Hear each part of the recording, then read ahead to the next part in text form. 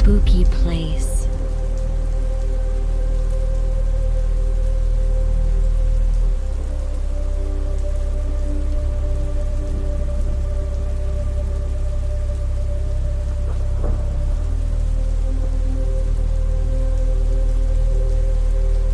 Welcome back to the spooky place, where the stories don't just scare you, they sink into your bones, fester in your mind, and follow you into the dark. Tonight, we gather around the fire, not for comfort, but to glimpse into something far more sinister. A tale so chilling, so unnerving, that once you hear it, you may never feel safe again. Sleep will be a distant memory, because in the silence, in the shadows, something will be listening, waiting, watching. But be warned, this story doesn't end when the video does. It seeps into your thoughts, scratches at the edges of your reality, and if you listen too closely, it might just whisper your name when you're all alone. So sit back if you dare.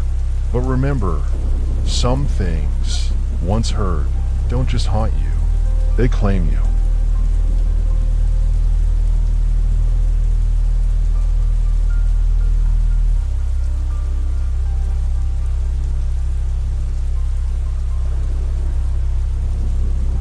The watcher in the window.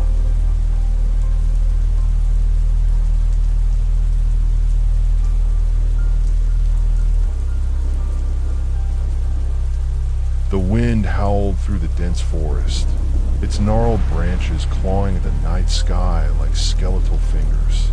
The cabin, nestled deep in the wilderness, was the only refuge for Miles. It was supposed to be a peaceful retreat for Thomas, a place to escape the chaos of the city and clear his mind. But as the sun dipped below the horizon, the cabin felt less like a sanctuary and more like a prison. The first sign that something was wrong came just after dusk. Thomas was sitting by the fireplace, the crackling flames casting flickering shadows on the walls. He glanced out the window, his breath catching in his throat. A shadowy figure stood at the edge of the tree line, motionless, its face obscured by the darkness. Thomas blinked, his heart pounding. When he looked again, the figure was gone. He told himself it was just his imagination, a trick of the light. But the unease lingered, gnawing at the edges of his mind. He tried to focus on his book, but the words blurred together, his attention constantly drawn to the window. Every time he looked, the figure was there, closer than before. First at the edge of the forest, then halfway across the clearing, and finally, just outside the window, its hollow eyes staring in. Thomas's breath came in shallow gasps. He tore his gaze away, his hands trembling. When he forced himself to look again, the figure was gone. But the window was fogged, as if someone had been breathing on the glass. The hours dragged on, each minute stretching into an eternity. The figure returned again and again, each time closer than the last. Thomas's nerves were frayed, his mind racing with fear and confusion. He grabbed a flashlight and a knife, determined to confront whatever, or whoever, was tormenting him.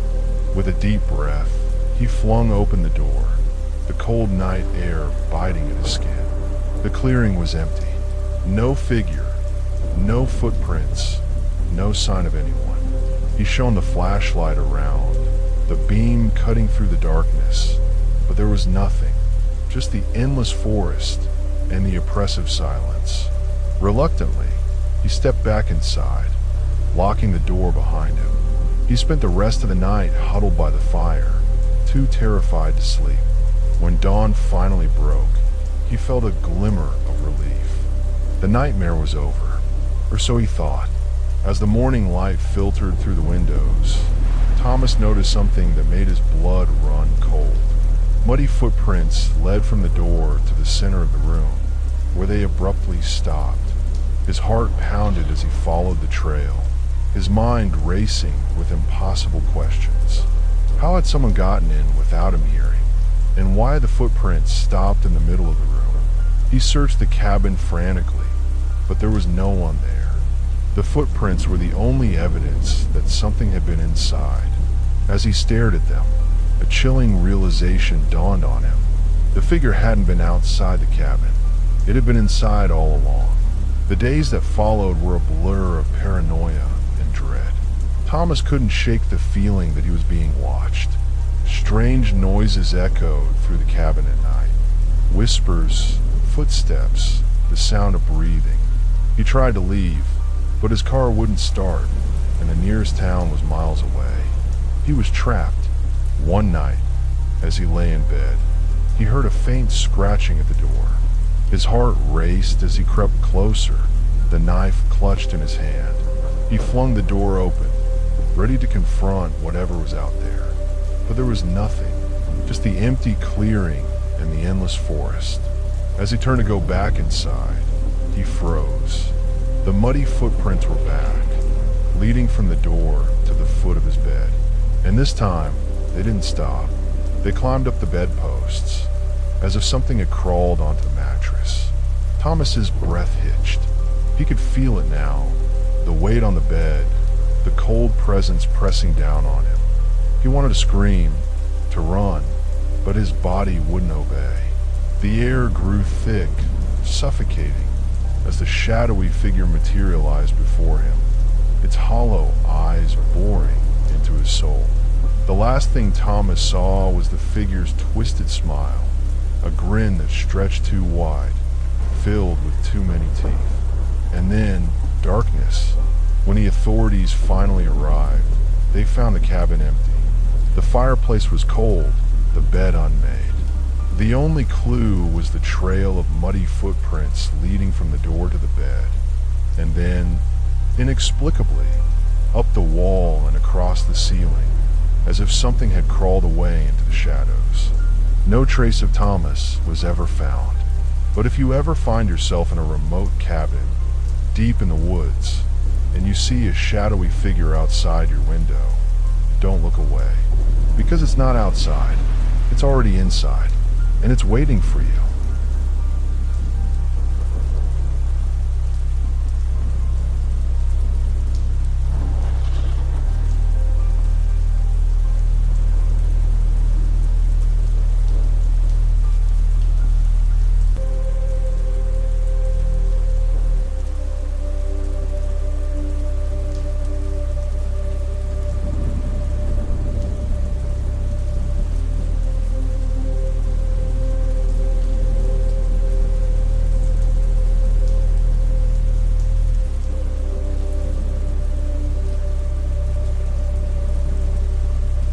The authorities left the cabin as they found it, empty, cold, and eerily silent.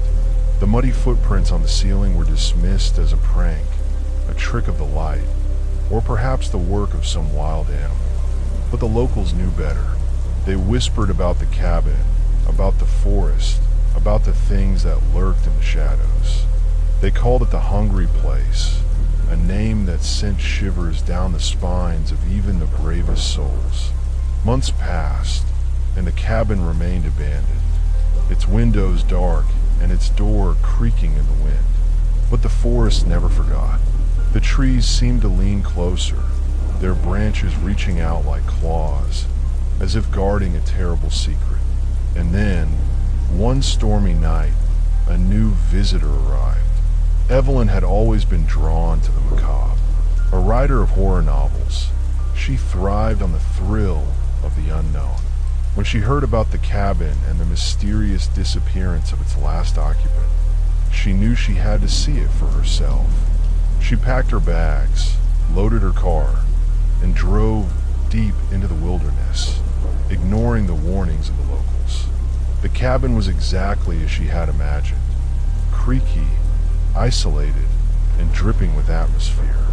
The moment she stepped inside, she felt it, a heavy, oppressive presence that seemed to seep into her bones. But Evelyn wasn't afraid. She was fascinated. She spent her first day exploring the cabin, taking notes, and setting up her equipment. She found the muddy footprints still etched into the floor and ceiling, and she smiled. Perfect, she whispered, running her fingers over the dried mud. This is going to make an incredible story. As night fell, the storm outside intensified. Rain lashed against the windows, and thunder rumbled like the growl of some great beast. Evelyn sat by the fireplace, her laptop open, typing furiously. The words flowed effortlessly, as if the cabin itself were feeding her inspiration. But then she heard it, a faint scratching at the door. Evelyn froze, her fingers hovering over the keyboard. The scratching came again, louder this time, followed by a low, guttural whisper. "Let me in." Her heart raced, but she forced herself to stay calm. "It's just the wind," she muttered. "Or an animal. Nothing to worry about." She returned to her writing, but the scratching persisted, growing more insistent. Finally, she couldn't take it anymore. She grabbed a flashlight and a knife, just as Thomas had done months before, and marched to the door. "Who's there?" she demanded, her voice trembling despite her bravado.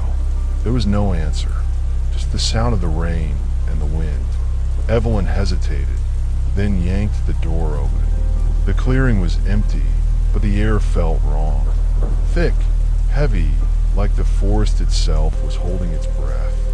She stepped outside, shining the flashlight around. The beam caught something, a figure standing at the edge of the trees. It was tall and thin, its body twisted and unnatural. Its face was hidden in shadow, but Evelyn could feel its eyes on her, burning into her soul. "Who are you?" she shouted, her voice barely audible over the storm. The figure didn't respond. It simply raised a hand, pointing at her, and then it was gone. Evelyn stumbled back inside, slamming the door shut. Her hand shook as she locked it, her mind racing. She told herself it was just her imagination, a product of her overactive mind. But deep down, she knew better. The scratching returned that night, louder and more frantic. Evelyn tried to ignore it, burying herself in her writing. But the words on the screen began to change, twisting into something dark and incomprehensible. She stared at the screen, her blood running cold. "It's inside. It's always been inside." She slammed her laptop shut, her breath coming in ragged gasps. The scratching stopped, replaced by a new sound, a soft, wet thud, like something heavy being dragged across the floor. Evelyn turned slowly, her flashlight trembling in her hand. The muddy footprints were back. They led from the door to the center of the room, just as they had before. But this time they didn't stop. They continued, climbing up the walls, across the ceiling, and finally to the corner of the room where Evelyn stood. She shone the flashlight upward, her heart pounding in her chest. The beam illuminated the figure, crouched on the ceiling like some grotesque insect. Its head twisted unnaturally, its hollow eyes locking onto hers. Its mouth stretched into a wide, jagged grin, filled with too many teeth. Evelyn screamed, but no sound came out. The air was too thick, too heavy. She tried to run, but her legs wouldn't obey. The figure dropped from the ceiling, landing in front of her with a sickening thud. It reached out, its long, bony fingers brushing against her cheek. "You shouldn't have come," it whispered, its voice a guttural rasp. "But I'm so glad you did." Evelyn's vision blurred as the figure leaned closer, its breath cold and rancid. The last thing she saw was its mouth opening wider, impossibly wide, as it engulfed her in darkness. When the authorities returned to the cabin, they found it empty once again. Evelyn's car was still parked outside, her belongings neatly arranged inside the cabin, but there was no sign of her. The only clue was the trail of muddy footprints, leading from the door, up the walls, and across the ceiling. And if you listen closely on a stormy night, you might hear the scratching at the door. You might hear the whispers, the footsteps, the sound of something breathing. But don't open the door. Don't look outside, because it's not out there. It's already inside, and it's hungry.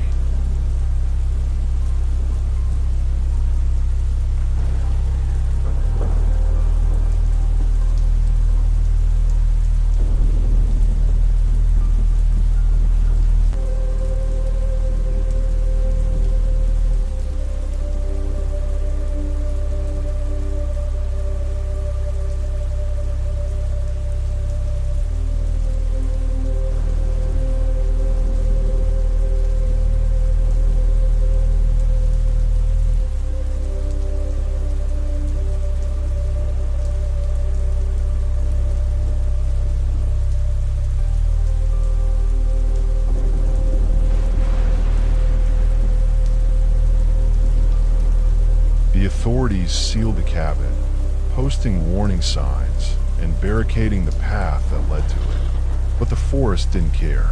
It stretched its gnarled roots and twisted branches, reclaiming the clearing, swallowing the cabin whole. The locals stopped speaking of it altogether, as if the mere mention of the devouring woods might summon its hunger. Yet, the legend persisted, whispered in the darkest corners of the internet, drawing the desperate, the foolish, and the curious. Years passed, and the cabin became a myth, a cautionary tale. But myths have a way of resurfacing, especially when the world grows darker. One stormy night, a documentary crew arrived, armed with cameras, microphones, and a thirst for answers.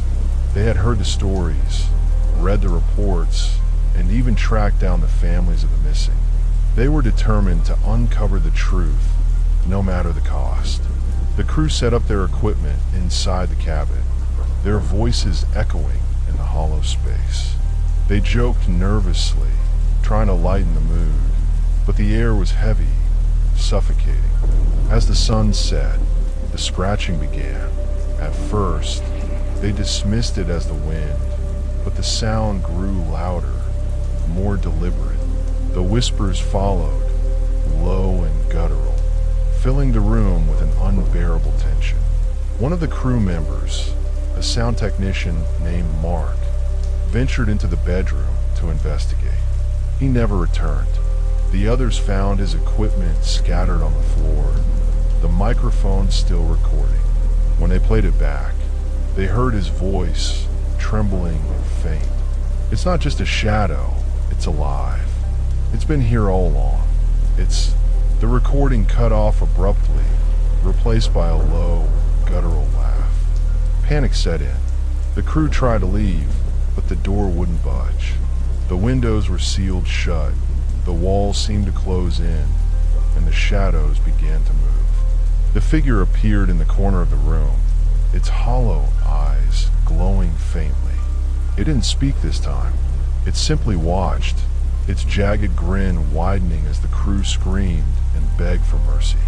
When the authorities arrived days later, they found the cabin empty once again. The crew's van was still parked outside, their equipment neatly arranged inside the cabin, but there was no sign of them. The only clue was the trail of muddy footprints, leading from the door, up the walls, and across the ceiling. The cabin was demolished shortly after, the forest reclaiming the land. But the shadow didn't disappear. It moved, spreading its hunger to other places, other forests, other cabins.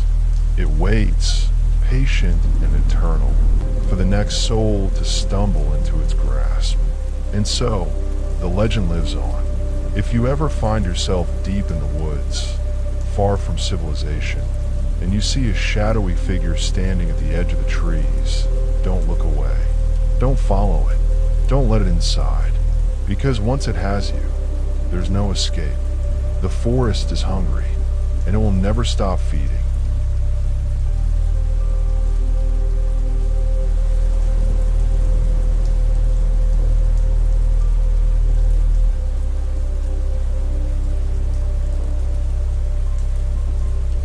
Thank you all for watching. Please like and subscribe for more scary stories.